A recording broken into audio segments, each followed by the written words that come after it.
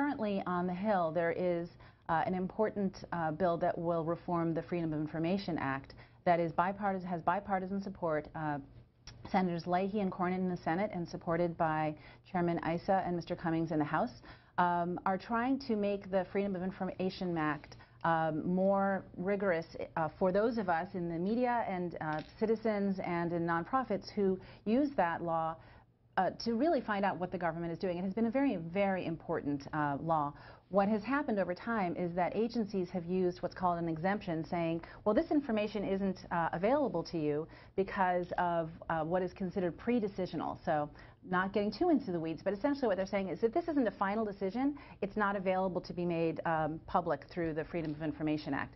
And what this law is saying is, let's have a balancing act of whether it's in the public interest to know how those decisions were made and what were those considerations along the way while they're deciding what was going to happen in the final decision.